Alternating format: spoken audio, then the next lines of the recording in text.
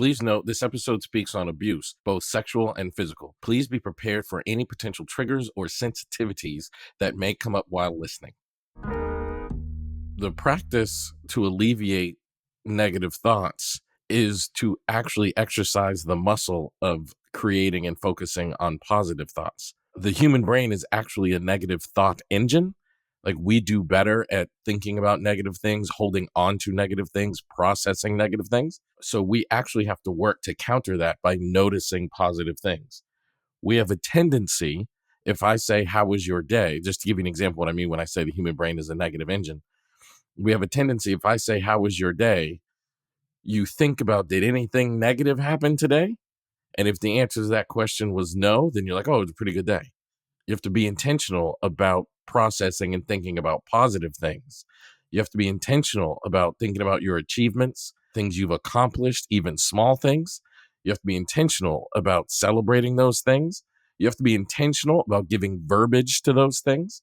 An example of that in a relationship context is if you walked into a room and you saw your partner in there and your partner looked really, really angry or really, really sad or some negative emotion, we have a tendency to say, hey, partner, what's wrong? But on the flip side, if you walked into a room and your partner looked really, really happy or really, really satisfied or really, really content, we don't have a tendency to say, hey, partner, what's right? So the best way to alleviate negative thoughts is to create habits around positive thoughts, both thinking about them and giving verbiage to them.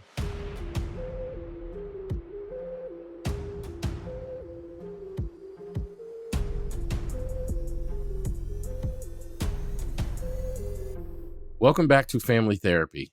I'm your host, Elliott. What's been better since you listened to the previous episode? This is always an important question as it shifts what we notice to things that are progressing and more desirable as opposed to problems. Today is spent directly with Jay as she shares some impactful and sensitive information. There are times when you're working with a family clinically where it becomes appropriate to spend some time one-on-one with each member of the family.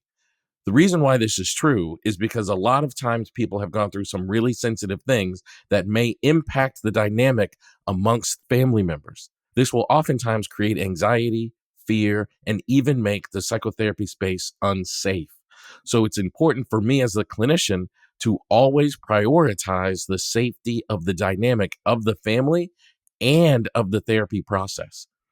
Once you are able to heal from some of those past wounds while talking to the therapist individually, then it becomes appropriate to reconvene as a family and continue moving forward.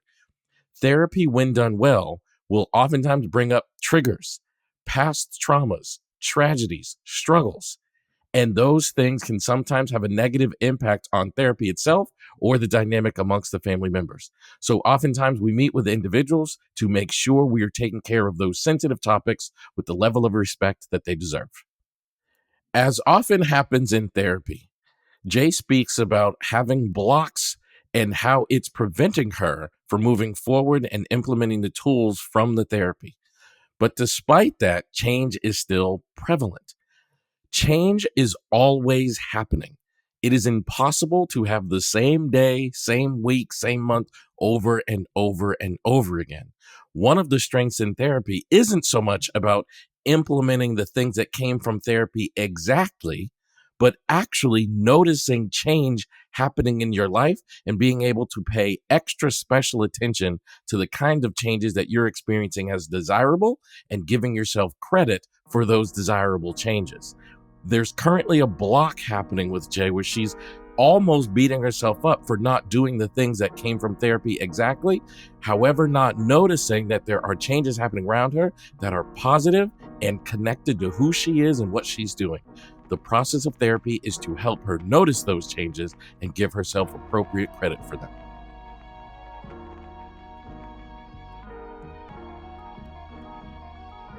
Other than feeling under the weather, what's been better? Not much. I didn't have a great week. Okay. What took place? Um, I don't know that it's so much what has taken place is what's going to take place. So, me and my partner are separating, Mm-hmm. and that's happening this weekend. The first property I bought, I'm in the process of selling it, Okay. and I feel kind of down about that. Um, so those two things together, I'm not in the best mood. Hmm. How have you managed? And just, just keep moving forward. This obviously must be a difficult thing. How are you pleased with the way you showed up during these difficult times? Mm, I don't know. I just realize what needs to happen, and I'm trying to make these things happen. I don't know that I'm pleased or displeased. I'm Hmm. just doing what needs to be done. Okay. So, how are you hoping today's conversation could make a difference for you? Like, what are your best hopes from talking with me today? To be honest, I kind of feel like I'm not really sure what direction we're going in. Like, I feel like our conversations are really positive, but I don't know if it's enough. Okay. What direction would you like Um, the conversations to go in? I don't know. I'm not a therapist, so I don't know what needs to happen or what would be best. But um, I guess I'm just wondering. I just wonder if it's enough. Like if it's gonna get me, I guess, in a better space Hmm. by the time we're finished. I got you. Yeah, I don't know. I guess I would need your feedback. Like, how would you know you were heading in a direction that worked for you and were like in a better space? Like, how would you know it was enough? You know what I mean? Like, what would you be Mhm. experiencing that would tell you that? Well, I feel like you give me good ideas and some tools, but I haven't really implemented them, and I don't know. Like they're good tools, but the block is still there as far as me applying them to my life. Hmm. So I don't know, like, how do I get past that block in order to use the tools that you're giving me? What are you experiencing that tells you there's a block? Because I think about what our discussions, and I see like there's chances or opportunities for me to do the things that you talk about, but I don't do them. How come? What do you think the block is? I don't know. Hmm. How long have you been aware of the block? It's going to be a weird Um, question, but how do you know there's a block there? it's been a while, years. Gosh, okay. And I'm gonna guess that you don't like this block, right? Like you'd prefer this to be removed. Yeah. Okay. I gotta push you a little bit. What do you think is the cause of the block? Like if you were to dig deep and really think about it, what do you think has caused the block? Mm, I don't know. I guess it's like a self-worth, self-value kind of thing. Okay. Um,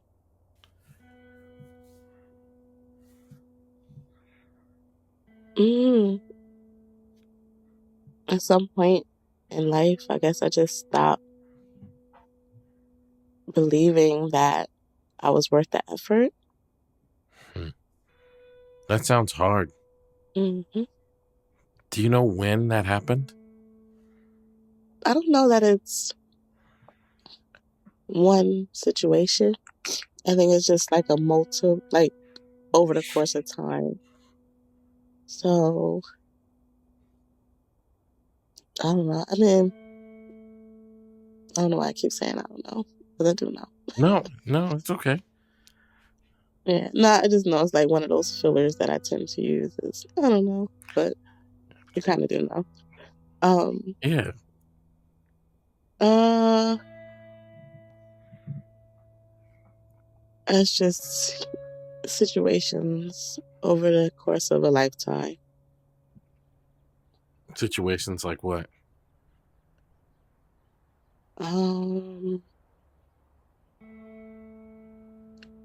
I guess like you know, dealing with abuse at a young age. Um, Can I ask you a question about that? hmm When was the age you remember, like you remember the abuse starting?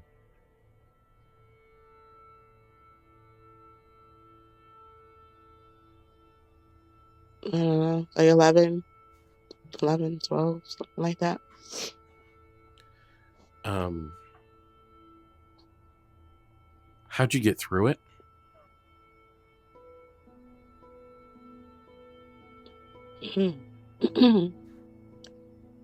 How did I get through it? I mean, I did have therapy, counseling at some point, to kind of deal with those feelings of being a victim or whatever. Um, so I guess when I was going through it, I was just going through it, but I don't know that I really dealt with it at that time. Gotcha. But as I got older, Mm-hmm. I realized, there's some things happening that, maybe rooted in those experiences. So I went to therapy at that time. By the way, like I have to ask you some of these questions because it's my job. But if you don't want hmm me to, you can just tell me to. It's none of my business. Um, It's fine. It's totally fine. That's what we're here for. how long did the abuse last? Um,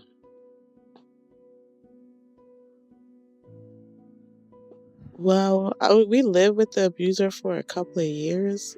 I don't remember exactly how long. Was he family or No, my mom's um ex-boyfriend. was he ever held accountable? No. Does your mom know that this happened? Yeah, she does, but because he wasn't just like sexually abusive, but he also was a very violent person. Mm, So it wasn't just that experience. It was him also, you know, hitting, punching, choking, whatever he felt like doing. wow. Was it just you or any of your other siblings targets? They did Oh, experience that as well. gotcha. And then you said something really powerful a minute ago. You said like while it was happening, you don't know that you dealt with it, right? hmm And then at some point later, you realized that some of the things that were happening in your life may be because of that, right? Did I hear that?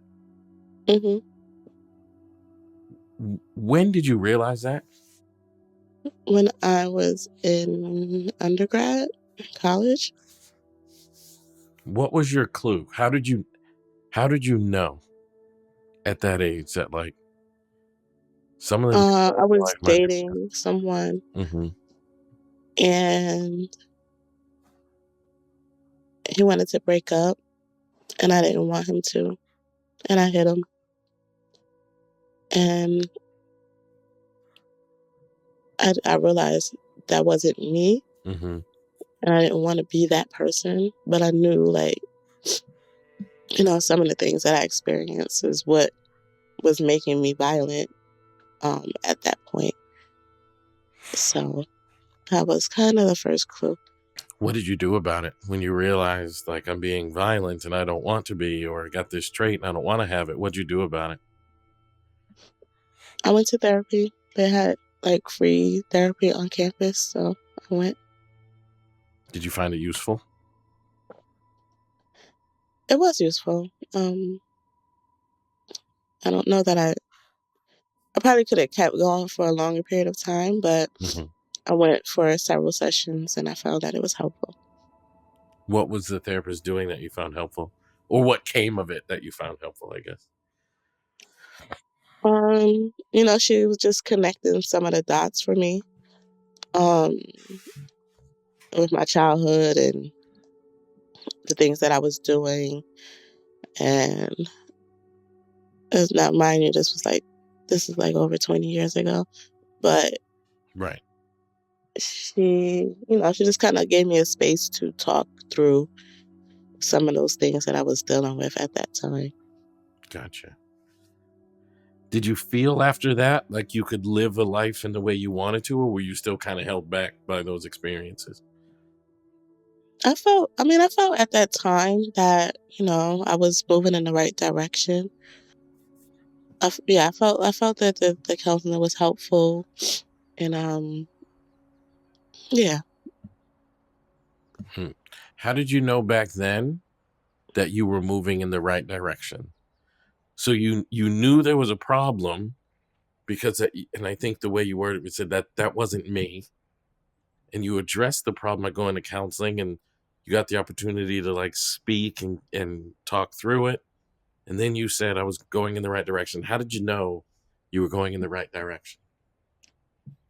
because I was making better choices, um, as far as relationships went after that. Um, How did you know they were good choices? because I felt that there wasn't, like, if something happened, I wasn't letting the anger get the best of me. I wasn't letting, what someone was doing trouble me so much. Can I tell you why I'm a counselor? Mhm. Have I ever told you this? Yeah. Mhm. Do you remember what I said? You said you had a difficult childhood and you wanted to help people figure things out the way you figure things out for yourself, or something along those lines. You No, probably said a little bit more eloquently than that. no, that was perfectly eloquent. That's what I said, but Mhm. I don't think I was specific. My father was very abusive. Mm, And when people ask me for how long, I say from the formation of my memory to when I was mm, 19. So I don't remember a time in between there where there wasn't abuse in my home. mm, And the reason I'm telling you this is because you've now done something really incredible. Because I know personally, firsthand, how hard it is to go through those experiences. And then I had anger issues too in my, teenage years and early 20s. And you're saying I started making good decisions, and when like difficult things happened, I didn't let them bother me.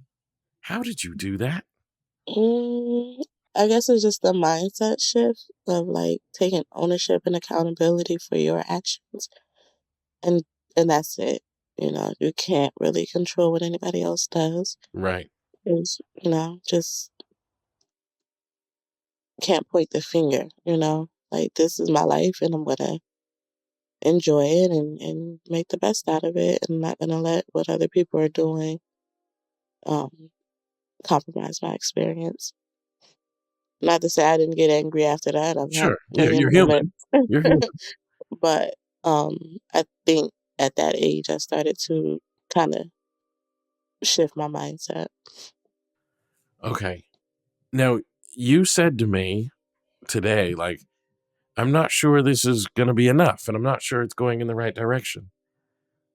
If your mindset shifted again, how would you notice it? Like, if your mindset shifted now Hmm. to make you like, I'm responsible for my own actions, I'm going to enjoy my life, I'm going to make decisions I can be pleased with.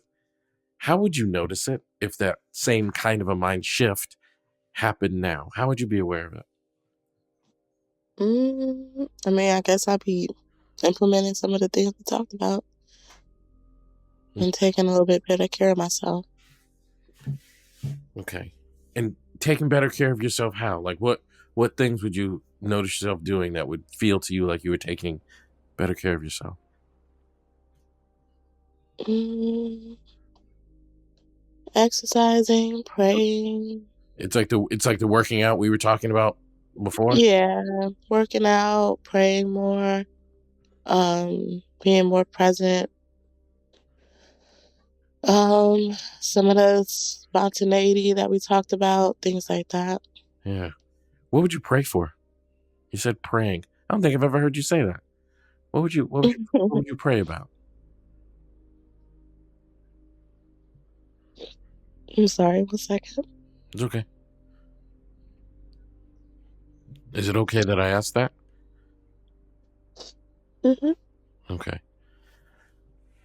I guess I would pray to live my fullest, best life.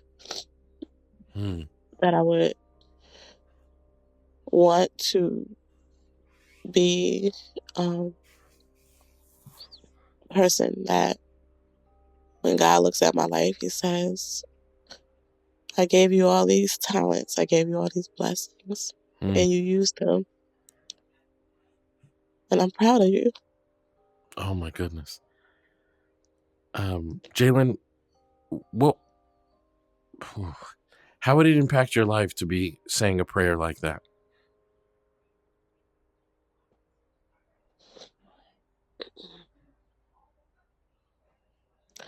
And I would hope that it would encourage me to live that type of life.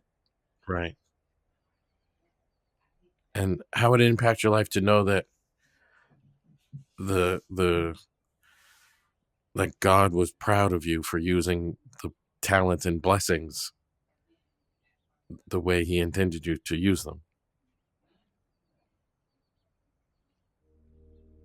Um, that would be beautiful. That would be a great thing. Have you always been a person that prays throughout your life? Yes, but I guess I'm just working on trying to find my own words in prayer because sometimes I pray, um, like the Lord's Prayer or Psalms 23 and things like that. But I would like to become I would like to use words that I connect with, um, that I feel are empowering. And obviously, Lord's Prayer is an excellent prayer. That's what God gave us. But I also want to be able to pray over myself and my family with the words that I choose on my own. Gotcha. How long have you had that desire? It's been a while. I feel like I do it, but it's so funny. Like, there's so many things in this world I guess you could be jealous of. But there's this girl that I've known for a very long time, Hmm. and we always end up kind of going to the same churches. Now, this girl, she ain't no girl, she a grown woman. She can pray her butt off. Like, she be praying, and I be like, whatever she's praying for is gonna happen. She know how to pray. I am a whole 47 years old. I've heard people jealous of other people's house, money, car, da da da. I've never in my life heard anybody jealous about the way somebody else prays. Let me tell you, you heard her pray. You be like, I want to pray like that too. Okay, so I've got to ask you though, what what is she doing when she prays that makes you say whatever she's praying for is gonna happen? Like what is she doing that makes you think? She just so passionate, and the "Hmm, words that she chooses, they're just so powerful.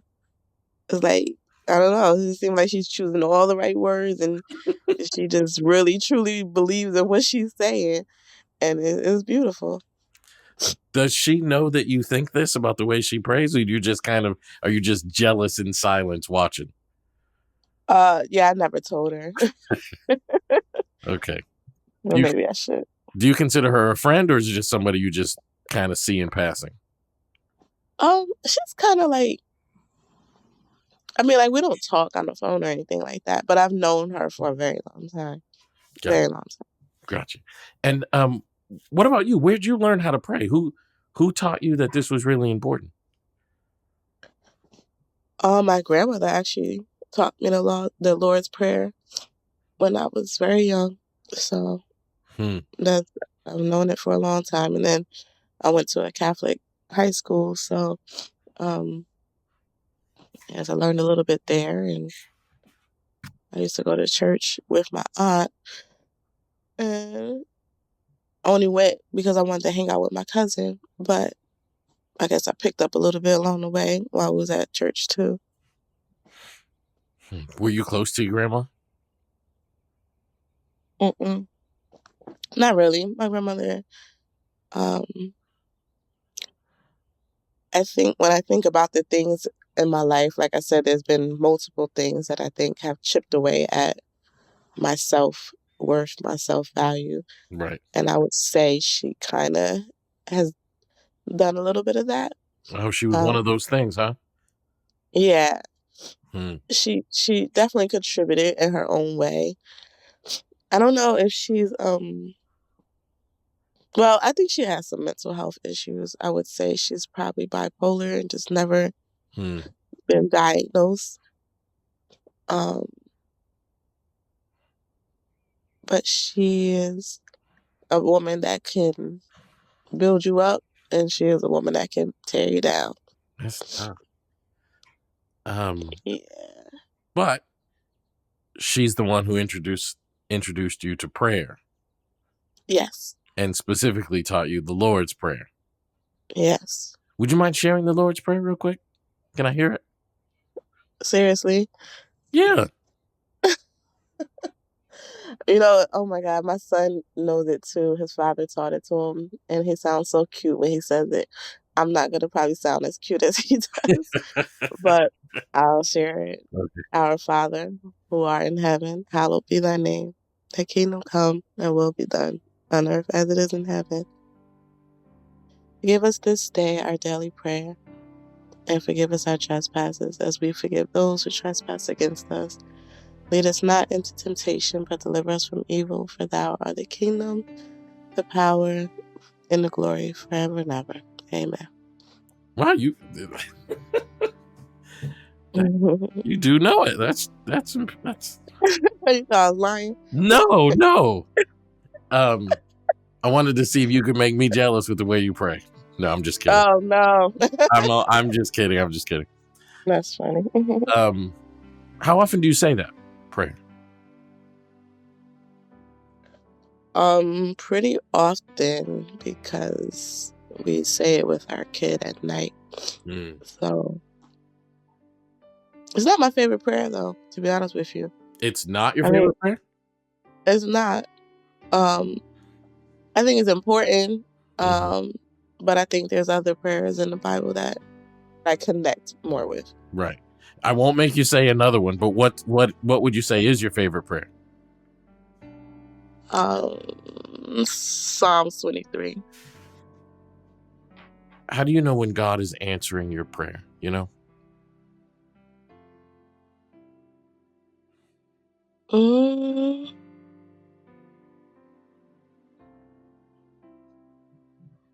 he's been answering my prayer all my life. How do you know that? That's an interesting answer. He's been answering my prayers all my life. How do you know that? Because I'm here. I'm here. Like I've had too many things happen that could have went so different. And I know that somebody protected me. And I want to say it's him.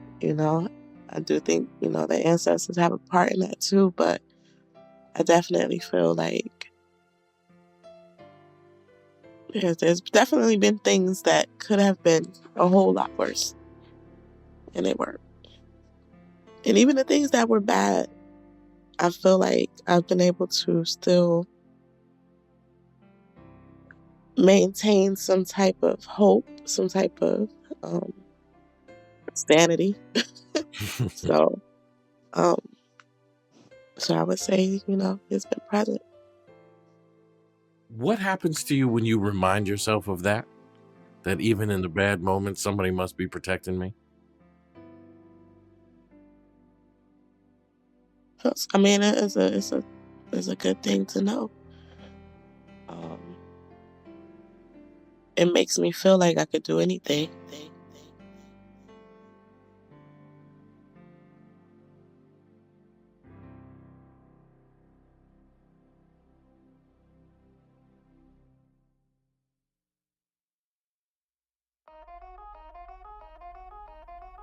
I've had some really bad things happen to me. And sometimes, if I'm being totally honest, sometimes I feel like a victim mentality. Like, why'd that happen to me? Like I just want to be a regular person.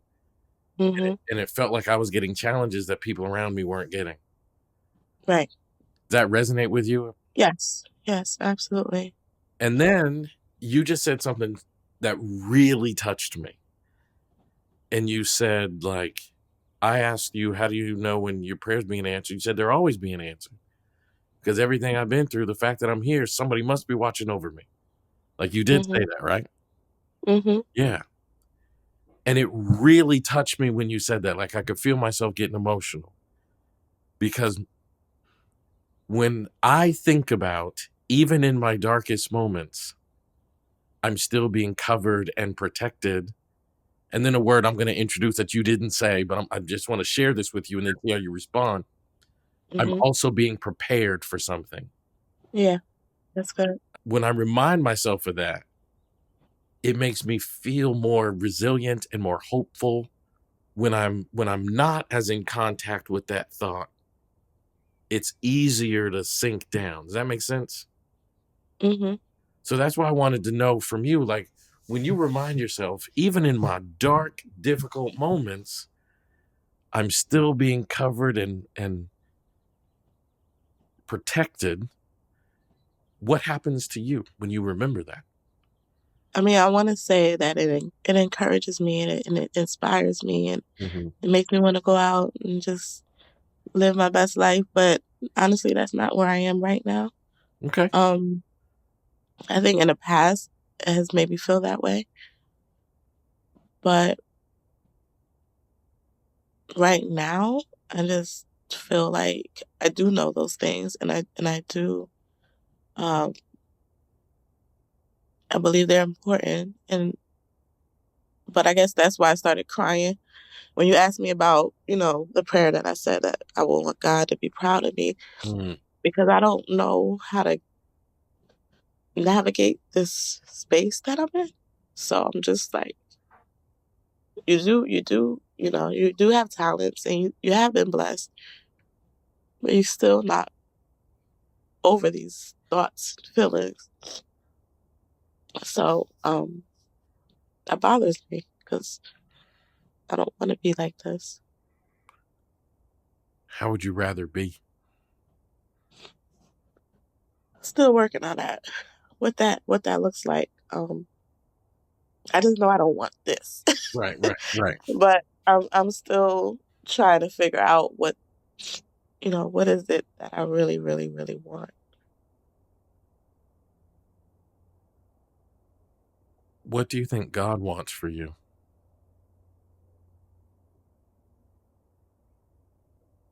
Um,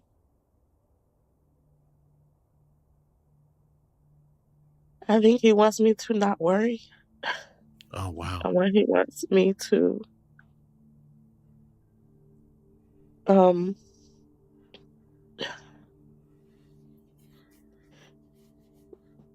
he told us he has a plan for our life, right? It is a good plan.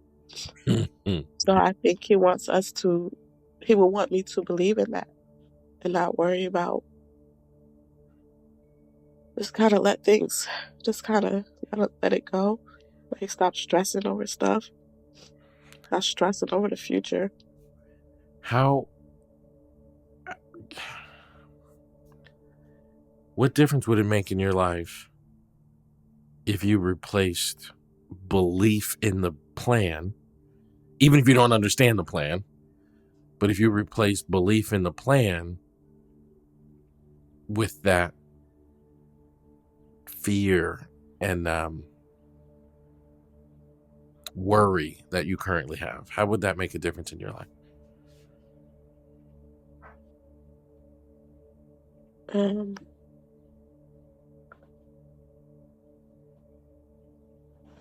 Yes, I would be just a little less stressed, a little less stressed, a little more lighthearted, a little more um I don't know. I mean, when you live off of faith and belief, you don't you don't have to worry, right? You don't have to because you believe that everything's gonna work out. And Yeah. I do believe that. I do believe that. Um, but I still be stressed out Yeah. because I'm trying to do something. You know, I'm trying to I want to be happy and I want to be healthy and I want to be someone that my children look up to, and I also want to make sure that they're in a different position financially than we were when we were younger. Hmm. So I'm really trying to work on something here, and but sometimes it's just really hard for me to not get stressed over that because I feel like my time is limited. Like I'm in my 40s. There's a lot of shit that I need to get done. You know, and I feel like I've wasted a lot of time with my current relationship, and I just I feel like now I gotta like go faster and go harder because I've wasted time with this guy, and I don't I don't know, like these are serious things that I feel like I need to do, and it's hard for me sometimes to just be like chill, like everything's gonna be okay. Um, Hmm. What do you think God wants you to do with that thought? Because if you, and I wonder what you think about this, but like, if I trust and believe in the plan, then that means there's no such thing as wasted time because everything we did was a part of the plan. Does that make sense? hmm So, how do you imagine God would want you to think about these things? Because I don't imagine He'd want you to think you were wasting your time and you got to hurry up and make up for it. Like if it's all part of the plan, there's no wasted time. right, but are my bad decisions part of the plan? I would say yes. Mm, well, I guess I need to sit with that a little bit. You know, and by the way, can I tell you why I would say yes? Mhm, Because in those bad decisions, do you remember earlier when I said I'm going to introduce a word you didn't say and I used the word prepare? mhm, In those bad decisions are lessons that you get to apply further down the road. right. And I've made so many bad decisions, I don't even want to tell you. But it all sometimes I've made a bad decision and then later on I was like, "Oh, that's why I needed that lesson." Mm, Like at the time I made the bad decision, I was frustrated, I was disappointed in myself, sometimes ashamed and embarrassed. yeah, And then down the road, I would literally be like, "Oh, that's why I needed that lesson." And it turned mhm, out it wasn't a bad decision, it was just part of the overall plan, you know? right. So I was wondering what happened when you start thinking about those things in that context? Because I don't think God wants us to worry and stress. He doesn't. He tells us specifically that he doesn't want us to. Okay, that's okay. You know? He tells us right there. It's like, who of you but worrying can add one single moment to your life or one day to your life? He tells us, like, I take care of the birds, I take care of the grass in the field. Why wouldn't I take care of you? You know? Even hearing you said that, like, it did something to me. What was it like for you to say that? Because I can tell you what it was like for me to even hear it. I mean, it's dope. It's like, yo, you know you're taken care of. You know that no matter what you go through, you know, the higher power is concerned about you and is concerned about your well being. And that's no matter what you go through, right? And no matter how insignificant you think you are, um, you're not. You're not insignificant. No, no, I'm so grateful that I got to sit here with you today and hear you say that. Um, I took care of the The birds and the grass. What makes you think I wouldn't take care of you? Huh. Um, how often do you read the Bible? I don't actually, which is why I probably jacked up that verse. But but I used to. I didn't expect you to say that. I didn't expect you to say that. Okay. Um, so we just have a couple of minutes left. What if Jalen getting on the right path and taking care of herself isn't about like exercise? What if it's about prayer?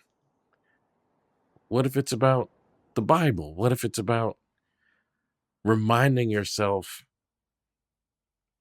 that God is with you and taking care of you, even in the hard moments?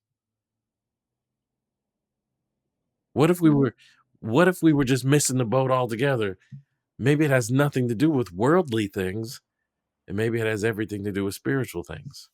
I'm just curious. I'm just, wondering. I think it's both. Um, I think the spiritual part is very important. Right. But if I'm not taking care of myself, this body that God gave me is the only home I'm ever gonna have. This That's this it. this body right here, right? That's it. That's all you're gonna get. So if I'm not taking care of that, I mean that's I just feel like they both kind of serve their purpose. I completely agree with you, but I guess my point would be, or my wonderment would be, what if the spiritual taking care of Jay leads to the physical taking care of Jay? Right, right. It's possible. Because it's very different. I mean, even the way you worded that, it's very different. If someone were to say, "Hey Jay, wake up tomorrow and exercise," that's very different than, "Hey Jay, wake up and take care of the body God gave you." Hmm. Those are two very different things. Yeah. You know what I mean? Hmm. But I notice in our like something happens to you when you remember that you're being taken care of. Hmm.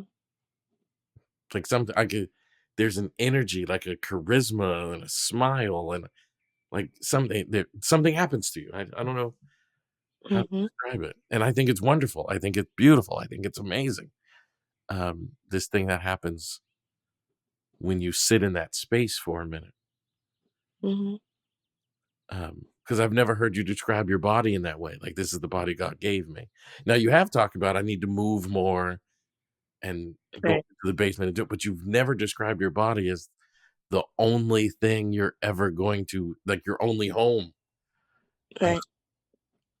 and that's a very different experience. So I just wonder, can we just spend some time between now and the next time we meet of you like engaging in the spiritual part of your journey and seeing what that does to your experience?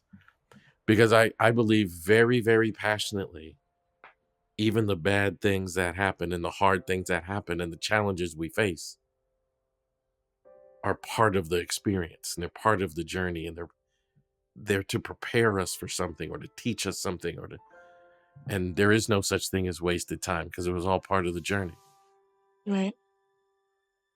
Yeah. Would that be okay? Can we just measure success between now and the next time we talk by how you think about your experience spiritually, and we'll let that lead to the physical manifestation of exercising and all the other things. Okay. I can work on that over the next week.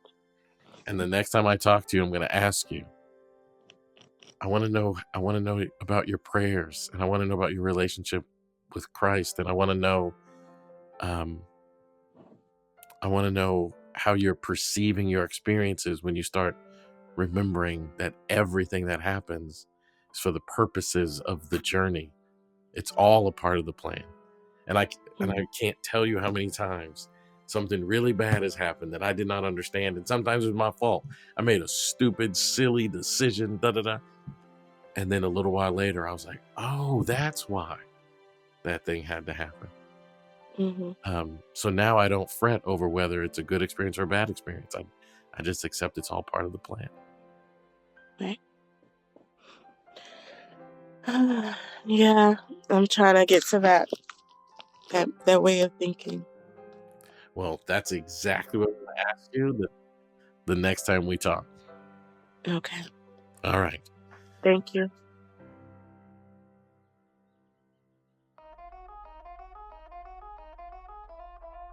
For Jay and people like Jay, growth is a challenge. Or probably more specifically, a better way to say that is recognizing your growth is a challenge. When you've had pain, trauma, abandonment, struggles, abuse, tragedy in your past, you have a tendency to be far more aware of your flaws than you are your talents.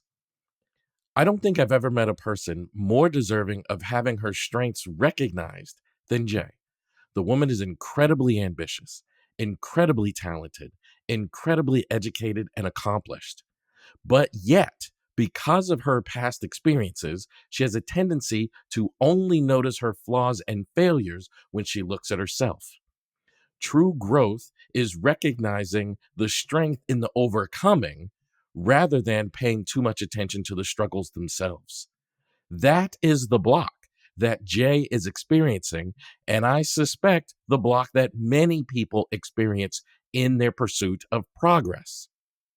What I want Jay to recognize, and so many others, is when you start noticing and giving yourself credit for your progress in spite of challenges, you actually feel even better because now you start celebrating not only did I accomplish something, but I accomplished something while there was an obstacle present. That is the tool. That is the challenge. That is the task that I want all people, including Jay, to recognize. Because once you're able to do that, your self esteem, your progress, your growth, and your mental health will all get better.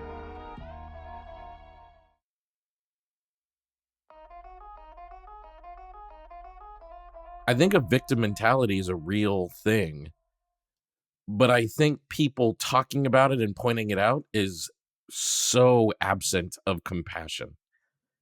If I've had a childhood where there wasn't a lot of cheerleading going on and there wasn't a lot of support around me and it seemed like I was experiencing an an overly frequent amount of pain and struggle, you start feeling like life is happening to you instead of for you. And I think a victim mentality is believing that I don't really have a lot of control over what happens to me. But here's the important thing I want everybody to hear: there are justifiable reasons for people to believe that. Because if at a very, very young age, when you don't have a lot of control over your circumstances, it seemed like you were getting hit with life struggle after life struggle, then it makes sense that you grow up thinking life is happening to me instead of for me. On the contrary, if you grew up with a lot of praise and support and warmth and love, you develop the ability to A, think positively of yourself, and B, find opportunities as you navigate through life. But there is a large amount of people that at very important developmental stages, every time they turned around, there was trauma, tragedy, abuse, and struggle. How can we possibly anticipate that that person would grow up with an internal locus of control? How could we possibly expect that person to grow up believing that they can just do things, that they could just create things, that they could just make life what they want it to be? So that is where the victim mentality usually comes from, an overexposure to pain and trauma during very key developmental stages in life, specifically in childhood. So what we have to do is help people to overcome that and realize, regardless of your past, regardless of your circumstances, life can still be whatever it is you make it. You can still create a future that you would be pleased to have You just have to get into a space where you are healed from what happened to you in the past. And then you'll be able to see opportunity even in your struggle. I think in this session, we paid a lot of attention to and focused a lot on faith and God and those sorts of things, because that's a reference point in Jay's life. It might not be a reference point in everyone's life, and that's okay.